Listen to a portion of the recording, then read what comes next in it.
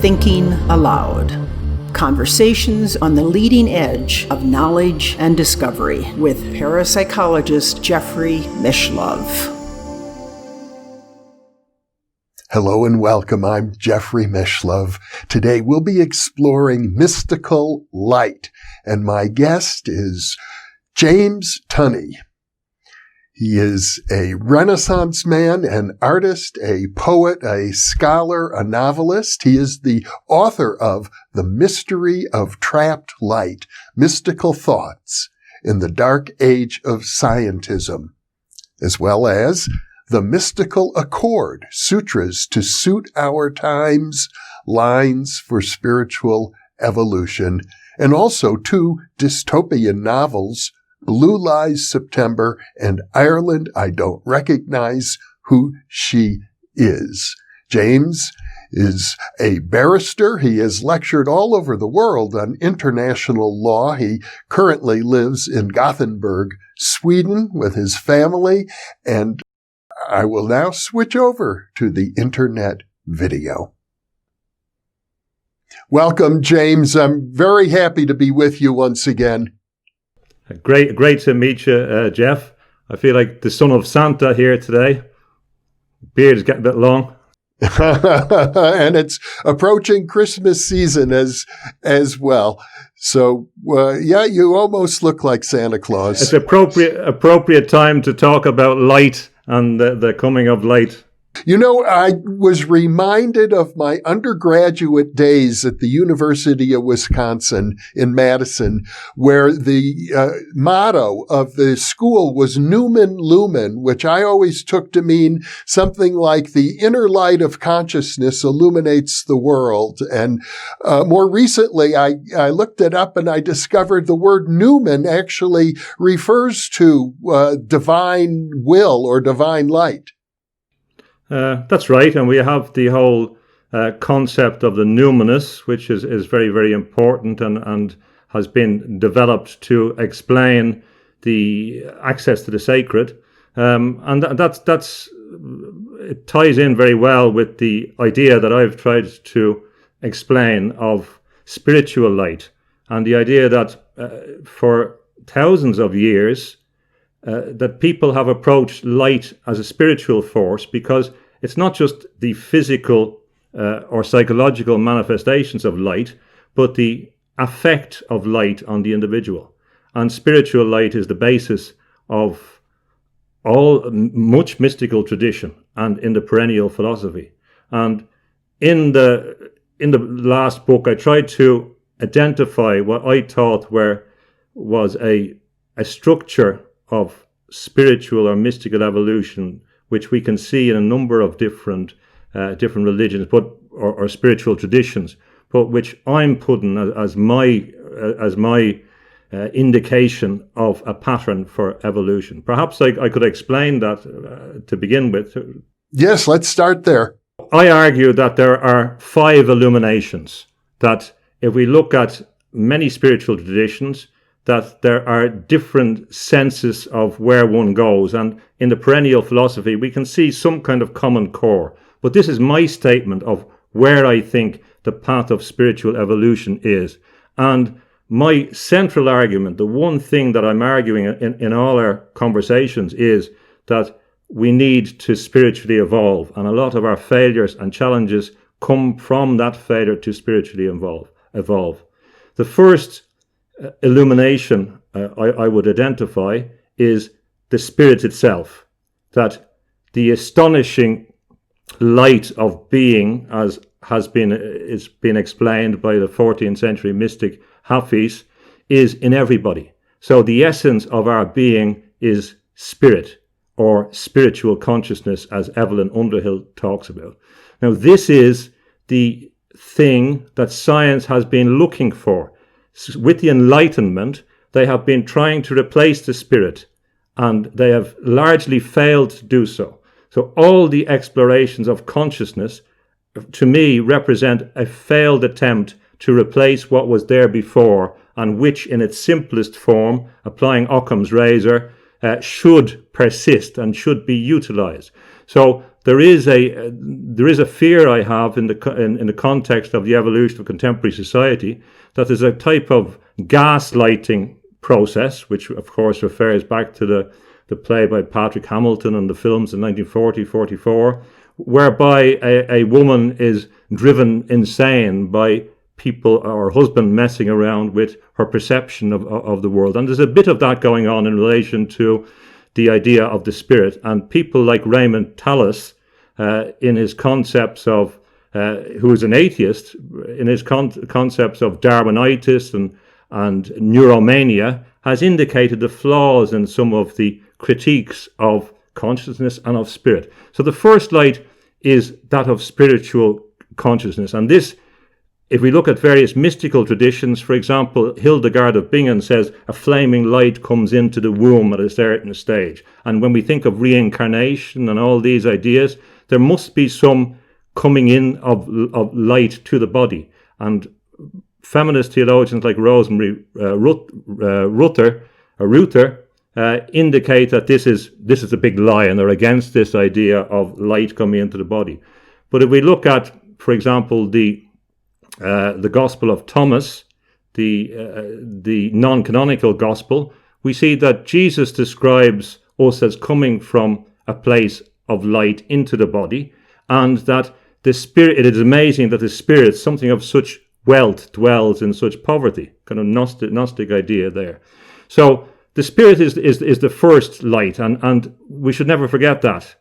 We should never forget that astonishing light of everyone's being. We have it. We don't have to do anything to get it, but it's necessary to realize the value of that. And scientism, as opposed to science, wants to change that. And certain strands in philosophy wants to replace it with some inferior idea, because they have to, since the Enlightenment, come up with a substitute. The second stage, we move on from the process or from the spirit itself, is where the individual, maybe on a long path, through a path of darkness, through a path of searching, begins to realize who they are. They begins to understand that the persona, the mask that exists in society, is merely a reflection, and that the true self, or the self with a capital S in Jungian terms, I suppose, but the true self is who we are. This is our being. This was before the persona, the self. And this is the classic insight of Advaita Vedanta, that we must look within, and we have it. We are that. We are that great consciousness.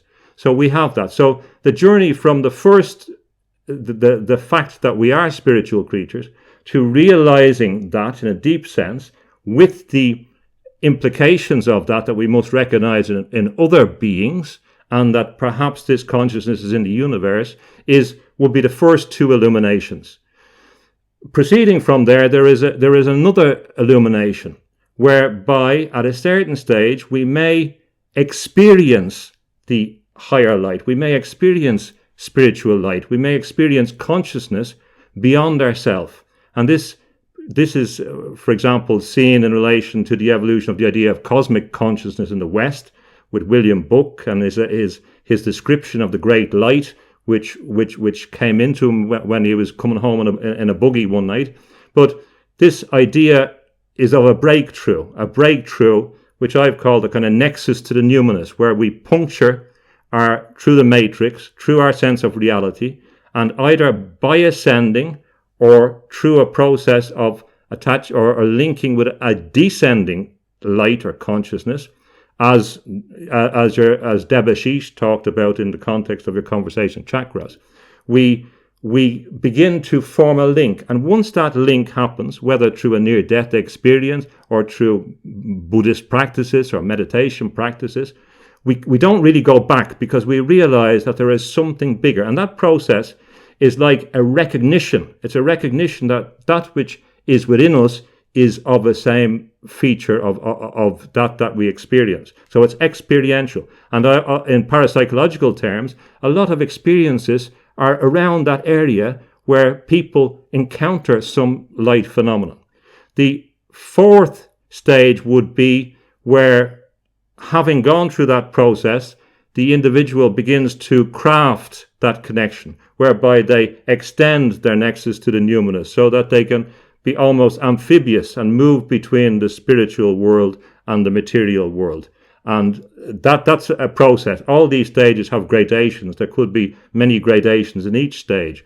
But that's the highest, or one of the highest levels that we can achieve. And great spiritual leaders are able to move between the different dimensions, but not just great spiritual leaders. And that could, again, be the essence of a lot of great spiritual journeys. And the fifth illumination is the illumination associated with moving to the next world, associated with death. The death process, the death process begins when we're born, to a certain extent. As Beckett put in a very depressing way, he said, they give birth, destroy the grave, the light gleams an instant and all is darkness. Now, I don't agree with that existential view of life, but in the sense that we're always preparing for the process of dying, and dying is a journey. If we look at Victor Hugo, for example, he said dying is a great preparation for moving on to the great light. And it's very, very important in the Buddhist traditions, Catholic traditions, Christian traditions. So that illumination is characterized by light. And in all stages, there's a movement from darkness to light, from darkness to light. There is no stage where we don't encounter darkness. There seems to be a succession moving from darkness to light. So I would say that those five illuminations define my understanding of the mystical evolution. And there's other dimensions such as the path of light, which we may explain. Well, I am reminded of a classic of the spiritualist literature. If I recall correctly, it was Carl Wickland, who was a very well-known medical doctor and spiritualist in the United States, who wrote a book called The Bright Light of Death. If you look at the spiritualist churches in the United States, they're all associated, or often have names associated with light, because light is fundamental. I suggest if there is a unifying religion in the future, that it may be based on light, because light is a characteristic that unites all the different traditions. And certainly the spiritualists and people who are au fait with the otherworldly experiences and people who are familiar with the death process will be struck or are struck by the recurrence of light. And associated with that is a deeper idea, an idea which I call the path of light. So it's not just that there are descriptive phenomena. I'm not an academic anymore, so I'm talking from a personal perspective of what I believe to be the case. And I'm not merely trying to review the literature or say what other people said. I'm saying what I believe in. So the path of light is another idea that I would put forward. And this is very, very interesting. It occurs in science because there's a parallel process in science and in mysticism, that there are certain indicators or certain precursors or certain signals that are made available or become available or are followed by scientists, which lead to results. We can see this, for example, with Robert Boyle and his investigation of bioluminescence on a chicken that glowed one night when he came home and he found it in the pantry, and the servant told him that it was glowing blue or green, and he began to investigate that. So the bioluminescence led him down a particular path. One of the great Irish chemists and scientists. And there are many other scientists who saw something glowing in the laboratory when they couldn't explain it. Some light. We see this also in relation to Pierre Curie and his investigation of piezoelectricity and piezoluminescence. The fact that light can be obtained by putting pressure on certain stones, like quartz, for example. So we see it in the interest in people who are interested in vision, in all the people who are interested in electromagnetism, in the great scientists who are interested in parapsychology, William Crookes and Barrett. They were interested in light, in vision, and in the unseen world. And many of them believed that they would find spirit when they looked there. And of course, the ECG was developed by Hans Berger, who was led to it because he was interested in telepathy. So there's an idea, and if we follow on from there, all the great scientists from Newton to Einstein up to the modern day, as well Bernard Carr. They're all in some way looking at the nature of light. So light in some way is self-revealing and leads them on. Now, in the same vein, in mystical experiences, it's light leads mystics on, and there's a certain pathway. We can see this in the Sufi tradition. We can see it in the shamanic tradition, where there are a certain series of lights, internal lights that come when the eyes are closed, for example, that indicate a certain path. They're in some way, they're almost physiological. So this light inside leads people, and in the Kundalini experiences, we see this light phenomenon. So there's an idea that if you follow the light indicators, you can come to, you can evolve. And if you think of there's certain features, for example, or certain signatures, for example, like the peacock's feather. The peacock's feather has always been important. One of the reasons why it's important is because these symbols appear during mystical experiences. That green, purple idea appears during mystical experiences, and we see that the peacock's feather is important in alchemy, in Christian theology, in the description of psychedelic experiences. And the peacock's feather is also important, has also been important in scientific terms. Robert Hooke, for example, investigated how the peacock's feather behaved and tried to understand why the colours couldn't be seen when it was put in water. And right up to recent times, the study of the structure of the peacock's feather has helped people to understand the nature of photonic crystals and interference patterns that cause different colours. So there are, again, certain mystical signatures that lead to investigations. We could make the same case in relation to the ruby, for example, has always been associated, has a special impact on people. And this was used in relation to the evolution of laser technology. So there's plenty of examples. The pearl is another example, and pearlescence, where the behavior of light leads the poet, the mystic, to investigate, to appraise, to appreciate something, which much later the scientist comes to investigate and finds that there is indeed something. So we have the sense of two different paths, which in some way are both moving towards the light, but there's a different price to pay in both cases. I understand that some of the very early scientists, maybe in ancient times, looking at light, thought that light was emitted by the eyes, that we illuminate the world that we see. And then later Newton explained, no, it's light coming into the eyes. But I think the earlier version was in touch with something, which is that the world doesn't exist at all but for the light of consciousness. Well, that's very well put. I think that's correct. And even, Jeffrey, when you look at, we say, you learn in school about Newton's theory about light and how it behaves, and one thinks one has understood it. And then you go and you look at Goethe, and his theory of colour and his understanding of light is completely different. It's almost radically different in some senses, in some subtle senses. So one of the insights that he had, I think, was that the colours come in the margin between darkness and lightness.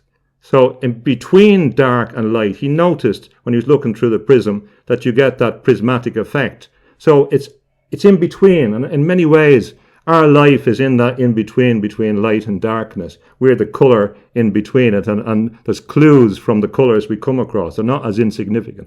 But he also focused on the subjective experience of light.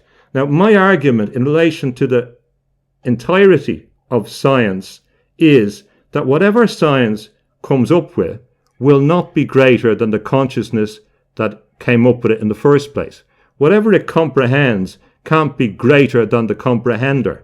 We are the comprehender. We have that comprehending consciousness. So it is strange that people identify certain achievements in science and say, isn't it incredible that that person, of course it's incredible, but it's the consciousness behind it which is incredible. And we all share that. And that, for me, is the spiritual dimension behind it. And of course, that spiritual dimension is linked. We talked about cosmic consciousness and the third illumination. We could also talk about divine consciousness, because in all the religions, the divine is in some way linked with light. There's very few ideas which don't have light, the divine light, as the source, and in some way emanates in the Neoplatonic idea, or in the Hermetic idea, and Hermeticism, as it came through the Renaissance Magi to us today, or in the Kabbalah, Lurianic Kabbalah, or in Hasidism and Hasidic Judaism. We see that focus on the light. Now, some people believe that I'm against magic. I'm not against magic, and I'm not against divine magic. My argument is that if you look at people like Dean Radin, they correctly draw the parallel between, if you like, real magic and the development of the cities. My argument is that the mystical path leads to the same result that one seeks on the magical path, but the commitment to the higher force, higher than the ego, the divine will, is very, very important. But there is no commitment to the divine will that doesn't exist without some commitment to a basic moral principle, some basic moral idea of compassion or understanding that underpins all religions or all spiritual traditions. You know, my mentor, Arthur Young, the inventor of the Bell helicopter, thought a lot about light. He equated light with purpose. And the reason he did that is because of a principle in physics known as the principle of least action. Light will always take the shortest path to get to its destination, and that implies that it knows where it's going. It's very different than the principle of least resistance that water would take coming down a hillside, for example. And it implied to him that spirit is equated with purpose itself, that even the purpose of each individual. And it's interesting that science tries to deny the very idea of purpose, which they call teleology, and teleology is almost completely excluded from science. I derived a lot of support when I began to look for solutions or comprehensions to explain to myself what was going on. You can come across, there's a lot of very interesting writers about the Walter Russell is another person who's written extensively about the nature of light and that we are light. But Arthur Young explained very well for me, and I have respect for him because he was an inventor, because he put his money where his mouth was and went out and demonstrated that he was capable as an individual of bringing something into existence in relation to his helicopter, for example. So you have to take him seriously. So when he comes then to talk in scientific terms about the esoteric traditions, which he was very aware of, you have to have a lot of respect for him. And there is something also, if we look at, and I'm not going to do pseudoscience, but in relation to masslessness, the other idea of light, the idea of its masslessness, we see that as a critical factor in relation to any idea of discussions about space-time and about what is space and what is time and does it exist, and these strange particles that exist without mass. So that connection between masslessness and light is very, very important, and his descent in his V-shaped explanation linking into the great chain of being. And of course, if we look at people like David Bohm, he describes matter in terms of a kind of crystallized light, where light becomes frozen in some sense. So in some sense, when we begin to consider matter as a kind of condensed, heavy light, we can begin to see the world in a more unified perspective. And to a certain extent, that deconstructive notion is there. But also, in relation to the biological context, I think that certain biologists are more conscious that function drives biology, and that they've always talked about cells, or they used to talk about cells as kind of static, fixed things. And in fact, Robert Hooke, who came up with the idea of a cell. He wasn't really looking at a cell when he was looking at the cork under the microscope. He was describing what it looked like. It appeared to be a cell. But of course, cells communicate with the outside world, and there are processes. And in many senses, I wonder whether we could make an analogy between some of the cells that have feelers outside their body, some sensors outside their body, and that mystical sense that exists that individuals have. There is some sense of a feedback mechanism, a feedback loop into a wider consciousness. And I think that in the future, that functional bit will be a bit more respected, not only in biology, but extrapolating from there. Now, again, remember that the mystical tradition doesn't have to explain itself to science. I think it's a mistake in some senses to bend down before science and say, please recognize us. I think that's a big mistake. And I think that certain spiritual traditions should be careful. Of course, there has to be a healthy dialogue, but it's not necessary. And in fact, it may be bad for spiritual evolution for it to have to explain itself to someone who is incapable of understanding it.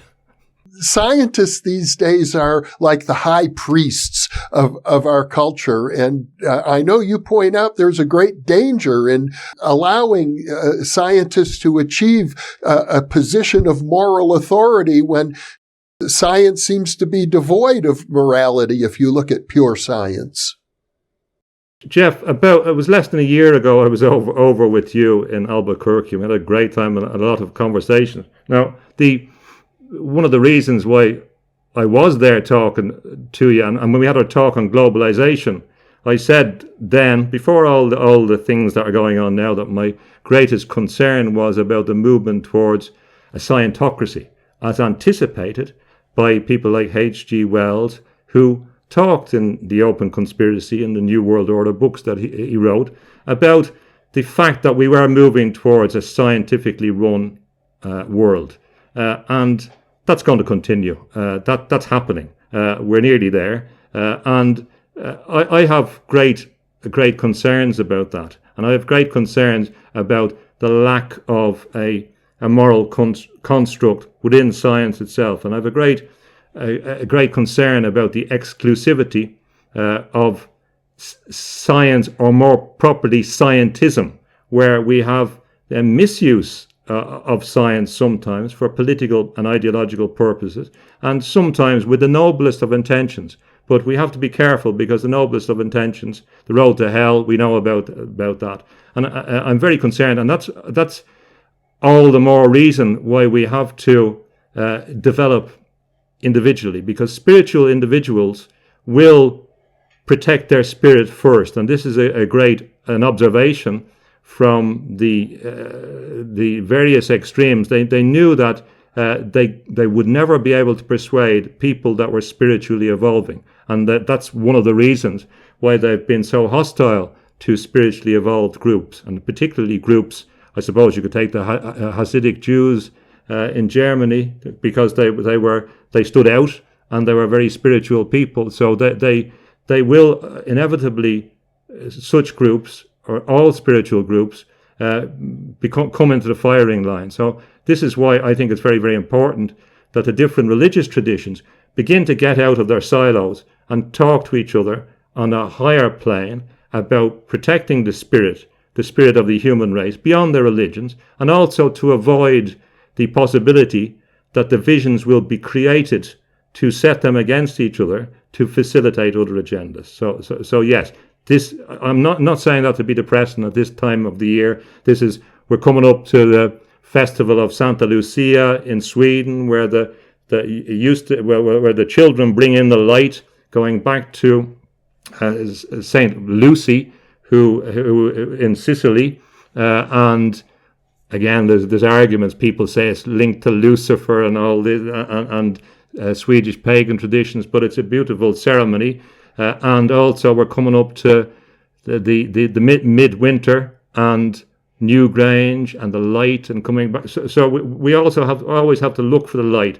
And some mystical and spiritual teachers suggest that it's precisely at those times where it's very, very important for us to develop spiritually. And it's very, very important for individuals to develop themselves on their own, because they have that astonishing light. All of your viewers have that astonishing light of being in them, as Haifa said. So we must use that. So I'm not pessimistic in the long term, but we will encounter certain dark forms ahead.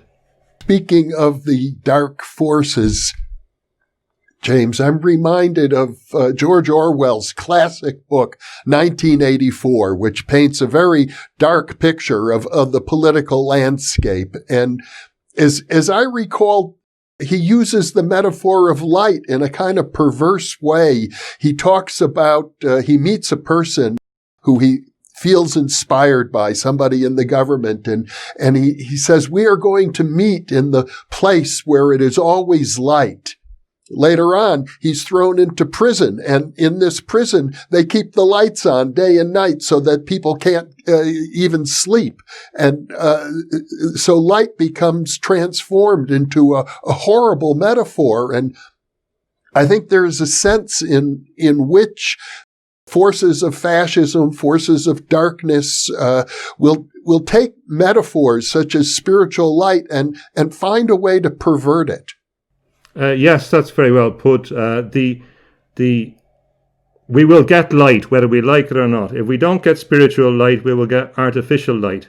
And the artificial light, of course, it's fantastic. We can talk on screens, but science and the market doesn't seem to be able to stop itself. So it proliferates. And it's very, very difficult. This is a new thing in human evolution where we've had access to such technology, and we haven't been very good at it, about managing it. So there is a danger that we begin to mistake the carrier and the carried. We begin to mistake the content, the signal, and the form in which it brings, and also how it's used. So this idea of what the content is, what the essence of the message is very, very important. But our artificial light is a punishment, and it is a problem in relation to evolution, and it brings back to another sense, the contradistinction that perhaps I should emphasize. There is another idea associated sometimes with the person of light, the man or woman of light, the idea of the angelic being, the idea of the twin, the divine twin, the daemon sometimes, various types of guardian angels, various types of higher self that we see in all the mystical traditions, which suggests that we evolve to become aware of our higher self, or our divine caretaker, or our higher nature who is there for us. That is the extension of our being, and this may be the being which is psychic, or can engage in parapsychological affairs, or has certain powers, or has certain cities.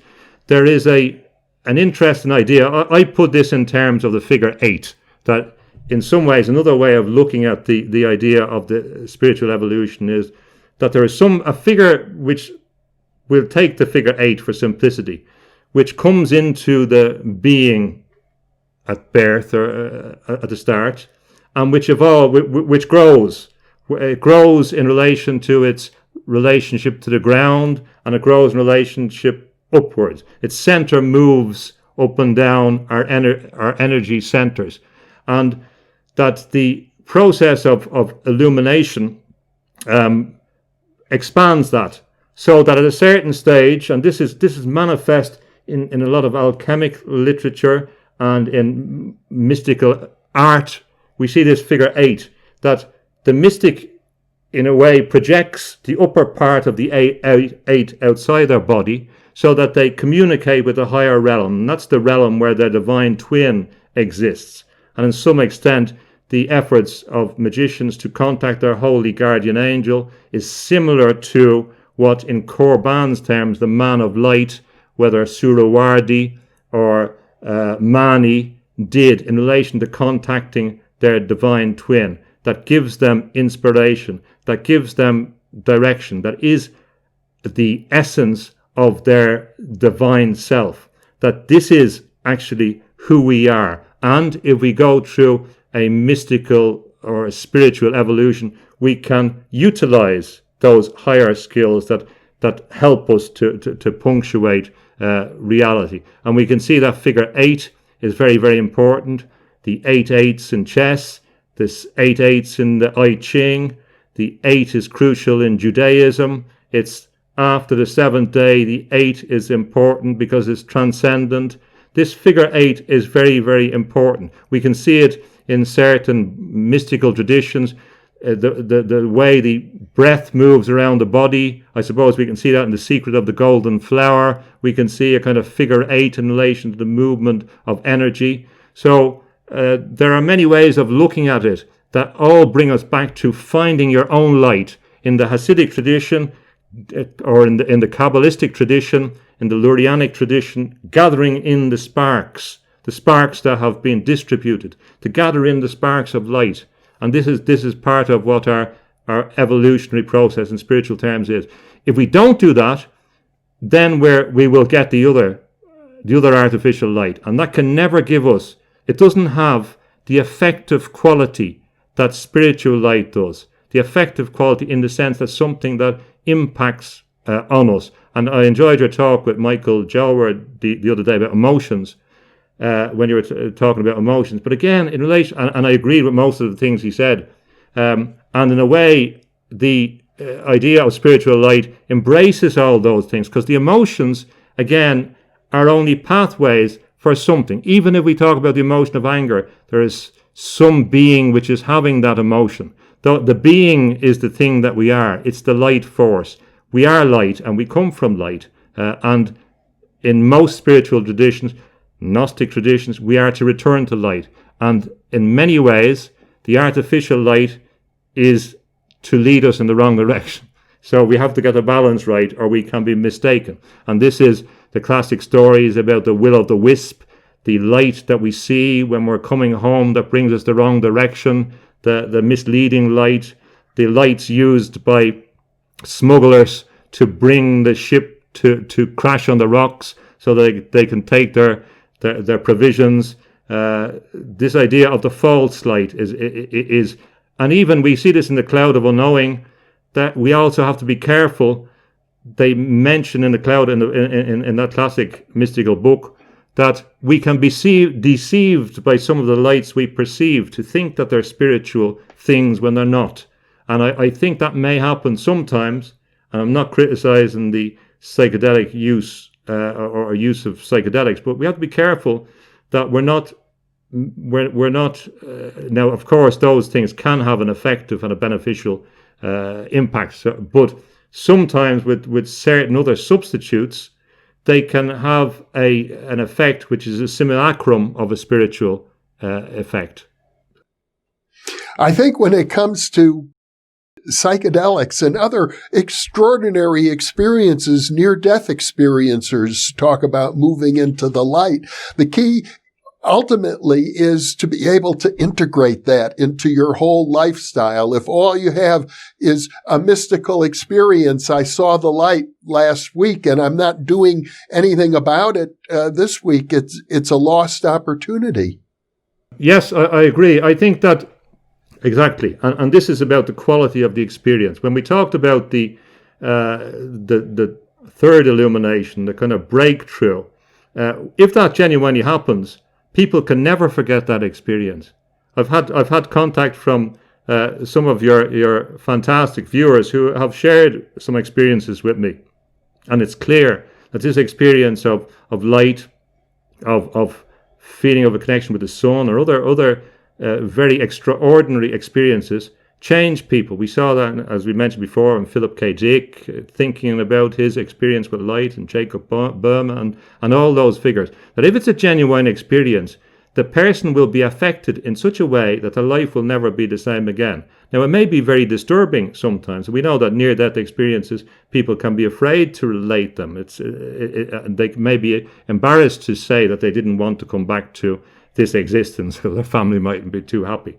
So yes, but that's where the fourth process, the process of crafting and developing that comes in. And it can happen to anybody. It can happen to atheists, people that don't believe in any tradition. But yes, and there is the other point that's very, very important. And my point about mystical or spiritual evolution is that all the great mystics bring something back. So they go to the cave, but they bring something back. This is the hero's journey. They bring something back. So they don't disappear, or we never hear about them. They come back with something. And they may be, if we look at Maslow's work in relation to peak experiences, they may be very successful in the real world because they're clearer about what they want to do. And there are other studies, as far as I understand, which indicate that people who have had mystical experience may be happier in a number of psychological ways as well. So the point about it is that when the person gets a platform, well, then they can proceed to develop from there. Now, as well as, and referring back to your previous question, I think what the rationalist enlightenment has done is to take this part of the second element and to substitute it, the second illumination. The idea, an idea that the illumination is purely in the brain. It's a rational illumination. It's confined to that, and that's all it is. And it's sought to substitute one for the other. So one believes that, okay, I'm a rational, reasonable being, and that's what illumination is about. And if you look back at, there has been many schools of illuminism throughout Europe and the rest of the world, but in Europe in particular, which broke off from mainstream Christianity and were seen as heresies. And they all emphasize the idea that we have this light within us, we have access to the divine force, and we can develop. And that was similar basis of the Quaker inner light movement. But it's the same idea that we have access to this, it's there, we don't need a big structure to do so, but we have to engage in the process. Now, what many priesthoods and what many secret societies and specialist esoteric societies do is they formalize and ritualize, sometimes consistent with the mystery traditions, this evolution which is there. And if we look at certain of the anthropologists or people who have studied the shamanic traditions, we see that this light experience is there in all the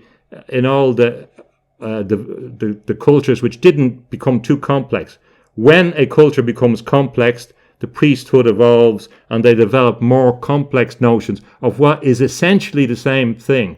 So if one approaches the Corpus Hermeticum, the writings about Hermes and the Hermetic writings, or as translated through Ficino and the others, we see the same process underneath it all, the idea of that 5-stage process that I talked about. So it can help us to look at these great elaborate systems, but not to confuse the elaboration with the basic process that we have.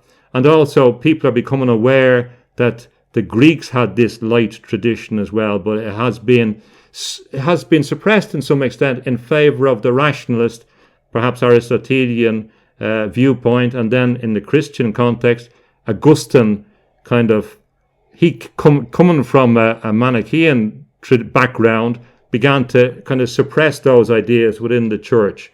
And the ritualization and the crystallization has taken out that personal experience of reality of spiritual light, which is critical for the individual to go on that process. James, you've had such a rich discussion with me. I want to make a couple of points so that I don't lose them. One is about our viewers. I'm well aware that I hear from many viewers, people who are not necessarily well educated, who are not scholars such as yourself, but who have had these experiences and write very passionately on the comment section about their personal experiences. And there's a real sense of authenticity there. And I think they're drawn to this channel because you do provide an intellectual context for them that they may not have in their life because, they're caught up in their families and in their work. Another point I want to address is in reference to the number 8 that you mentioned. It was so beautiful. The one point I think that's worth emphasizing is that the figure 8 is also a symbol of infinity. And it suggests that, to me, it suggests that we are part of infinity. We're connected with infinity. We are infinite beings. And I find sometimes when I point this out, occasionally I do in monologues, there's a segment of the viewers out there for different reasons who take offense at that idea. They think it's terribly wrong. And it's usually because they are, one might say, caught up in another aspect of our being, which is our dualistic nature, because we are infinite, but at the same time, because we're infinite, probably, we get caught up in dualism and right and wrong and good and bad and in the battle against an enemy. The irony is, because we're infinite, the enemy is really us. Yes, this is a very important point, and I've heard you in this discussions. I think you've had this similar discussions with Paul Levy. You were talking about this issue, and a number of other people. It's run through your discussions.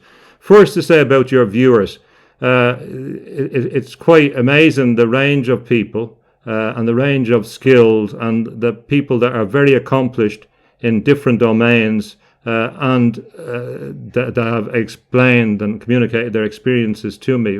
Remarkable, really, their accomplishments. People don't have time to engage and look into the literature. I was always interested in the spiritual literature, but it wasn't until I began to experience certain things that I began to look at it again in a different way. And people don't have time. I made the time for myself to try and understand, not just about that, but also to understand what's happening in the world, because I've worked in these things. And the point is, they're very, very much connected. But the experience is remarkable, and also that there is a noetic quality about the experience that, again, some of your viewers explain to me how they derive knowledge through the downloads of information and remarkable knowledge that they never had before about the nature of reality. That's one point. The point that I understand a bit about, and this is about your approach. It's not about that we're not infinite beings, that we're not spiritual beings, but sometimes I think that if a person extrapolates from what you say about that in the end it's all non-dualistic, they may say, therefore, he doesn't see that there's any right or wrong. So they might be concerned that if they were sitting with you watching Harry Potter, you've seen Harry Potter, haven't you? Yeah. They might be concerned they're sitting with watching Harry Potter with you, and you'll turn around to them and say, which one of these is the bad guy? And that you won't know that Voldemort is the bad guy. And you say, oh, well, in the end, I'm joking, you understand the point I make. The point being that, yes, of course, but in my idea is from the spiritual traditions, from the near-death experiences, when the person has these experiences, it has an impact on how they see other people. They usually come back with an enriched sense of their relationships to other people, because they have perceived that everybody has that consciousness and they have therefore to respect it. So for me, as a lawyer, I'm increasingly of the view that this is the origin of justice, that justice is not a construct that evolves and is made because people want to do things. That dimension is there. It is certainly a system of control, but that these central ideas of justice in a way are related to the higher spiritual processes of evolution, suggesting in some sense that the conscious I believe it, the conscious or divine forces of course, not of course for the Gnostics, but of course for me, are beneficial, creative, compassionate, and that the reflection in our life has to identify that if we don't there has to be an opposite to compassion. That compassion is a choice. This is where our free will comes into it. That if we say, well, it doesn't matter in the end, that we'll all end up in the same place, it seems to take away that karmic perception in the universe. So only in that sense, I agree with you. But also, I would suggest, I don't know if this is true, but if you look at the Hasidic tradition and the Baal Shem Tov, and they say the same thing as you say, at the higher level, that of course it's all God's work, and that we can't draw these dualities, and in that sense that's right. All I would say to qualify that is that doesn't take away from our need to be compassionate in this world and to believe in the magic of compassion in this world in order to not just help us on our journey, but to help other people. But that's not just some kind of burden that's enforced upon us. It's the consequence of spiritual evolution that we see, as you emphasize, as you've always emphasized, that we're all one. In that sense, the point is to bring that down into this plane and to apply that in a real sense. So it's just a difference of emphasis. I see where you're coming from, because you've started off talking about mysticism, studying parapsychology, and perhaps people don't identify where your foundations are in the argument, and it can be perhaps oversimplified. So that would be the point I would make about the viewers in that context. I agree with you. And also the 8, of course, we can see it in the magician, we can see it in the tarot card, although notice in the tarot card and the magician that the 8 is moving away, it's separating from the being, and I think that's a mistake. My idea is that this 8 figure is in us. It's an extension of ourselves, and when it separates from ourselves, we're separating from the mystical body, the person of light that we all have access to. Every conversation with you is incredibly stimulating. You brought up the connection with one of my guests, Paul Levy, and who thinks of our waking state as being like a dream. And in a dream, actually, every part of the dream is part of our consciousness. He says the same is true when we're awake. We are all of it. Well, I agree. Well, I don't agree with that, no, but some aspect of it. I mean, the idea that we are dreaming, we're in a dreaming state, and our existence is a dream in some way, underpins many descriptions of reality. We can see it in Zen Buddhism and that. For example, my fear about its statement in that form is similar to the objection that the viewers might have in relation to the infinity process. Well, therefore, why do we have to take it so seriously? And therefore, why do we have to have moral agency? And therefore, that ties into the kind of romantic idea of feeling. We are above it all. We don't have to concern ourselves with the individual concerns of other people, or that romantic notion which says, well, it doesn't matter about the other individuals if that feeling is there, or some of my concerns about the left-hand path, that we can throw morality out the window altogether. We can throw compassion out. Why do we have to bother about that if we're in a dream state? So I understand the point. I can understand its poetic force, its mystical force, but I wouldn't extrapolate from there as a way to run our society. You could say that most people are hypnotized, which I do believe in, but I believe that being hypnotized are not in their true state. And in relation to books about the future, I'm increasingly drawn back to the prescience of One Flew Over the Cuckoo's Nest.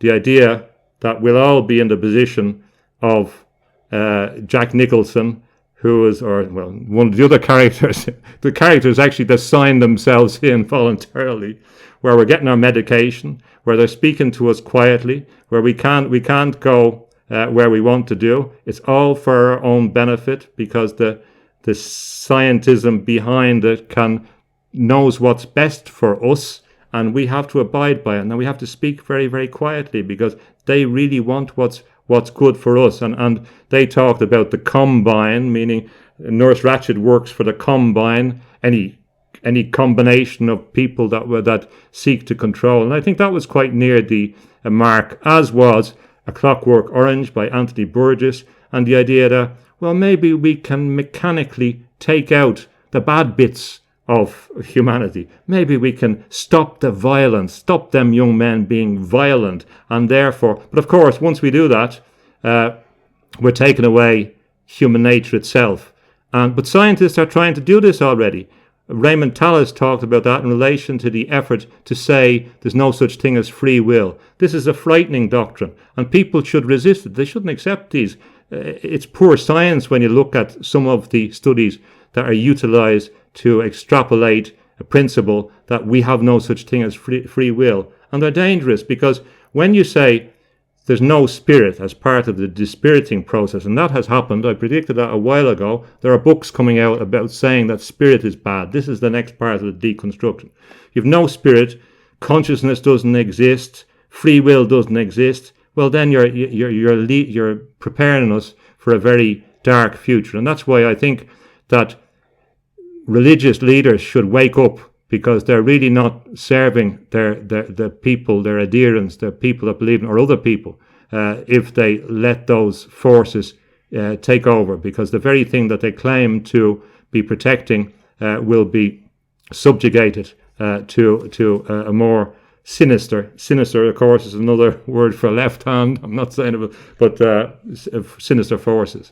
The errors that you're describing, they are heartless, and people can take a beautiful spiritual idea like that, and if you isolate it from the heart, from the emotion, then it can go into a very bad direction. But we're whole beings, and it seems to me it's very important that we cultivate the heart. In fact, as a parapsychologist, I think one of the biggest obstacles to psychic functioning, I believe we all have enormous psychic capability, but we shut ourselves down because of the pain in the world, that we need to protect ourselves from the suffering of other people. If we open ourselves up to it, it can become overwhelming. But as one opens psychically, one's heart opens, and we do experience the pain of other people, and that has to be a guiding light for us. Actually, that suffering, those obstacles that we face, become in effect a mystical light.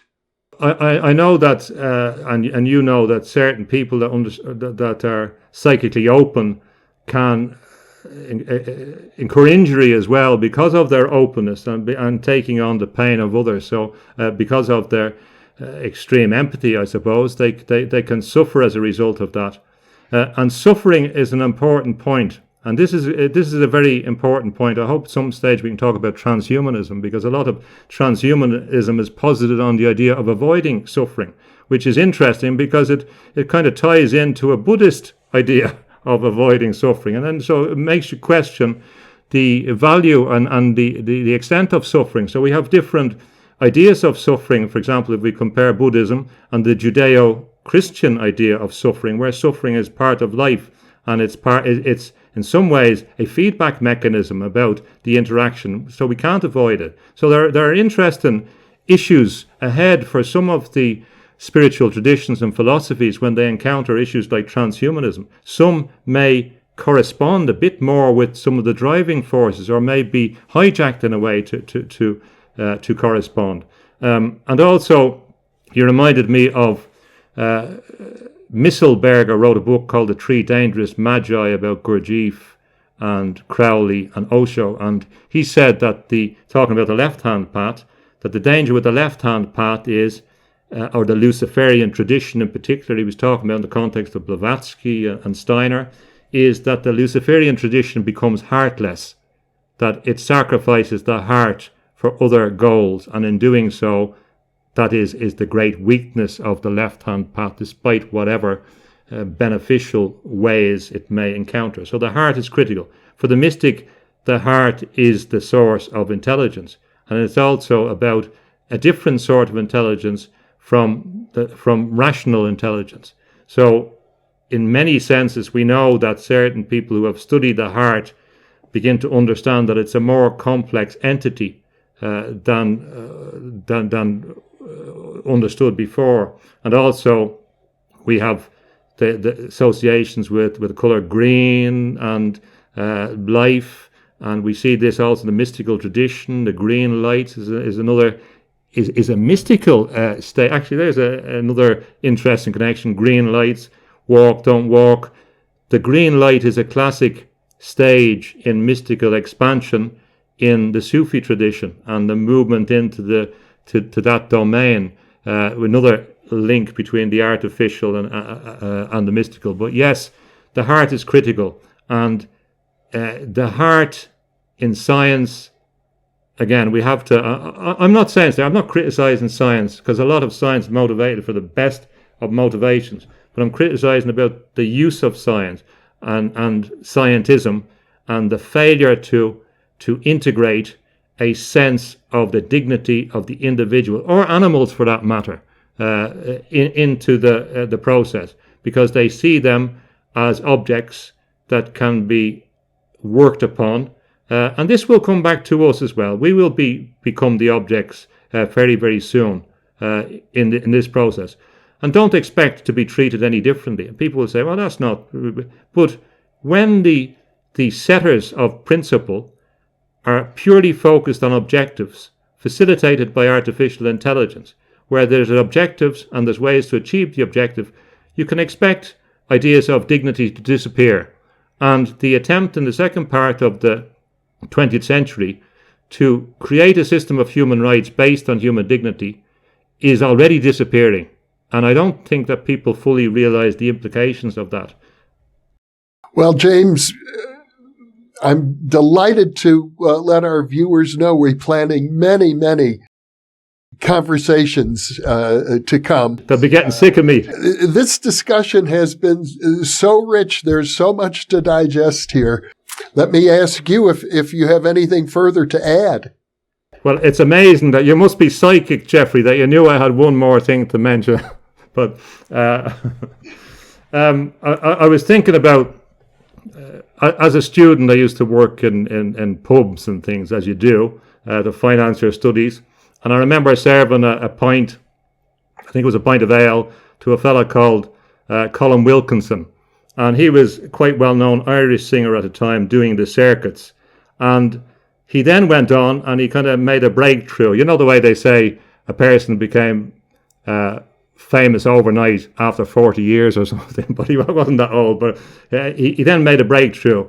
He sung in Phantom of the Opera. He developed that role in London. And then he became critical in Les Miserables. Now, Les Miserables is interesting, and we know, you may remember the older film version of Les Miserables by Victor Hugo. And there's a crucial incident in that I'm sure you're familiar with, about this, which ties in some of these ideas, perhaps to finish off. So Colin Wilkinson played Valjean, and he also played the bishop in a subsequent film. But there's the famous incident in Les Miserables where Valjean has been released from prison. He can't get a place to stay, and he stays with the person who is a bishop. He doesn't know he's a bishop at the time. And he robs his silverware during the night, and he makes off. And the police, the gendarmes, catch him, and they bring him back to the bishop. So here's a man who has been in the galleys for many years, and he's facing going back again after having done something which was clearly wrong. So when they bring him into the bishop understands what has happened, and he pretends that he has given these things as a gift to Valjean. And he goes further and takes the two candlesticks which were important and beloved to him, and he ensures that the candlesticks are given to Valjean. And Valjean is surprised, and the bishop indicates to the police that he has given them to Valjean, and in fact Valjean was telling the truth. So in some senses, the bishop is going against the law. We can see this in with other priestly figures, for example, the Scarlet and the Black, which is an interesting film story based on the true events of Monsignor Hugh O'Flaherty in the Vatican during the Nazi occupation.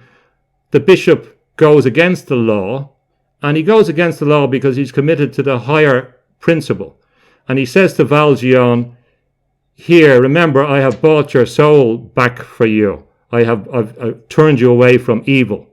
So in giving the candlesticks to Valjean, the candlesticks represent the possibility of light. In some senses, you could see it like the spine and the illumination that goes, the head is the illumination.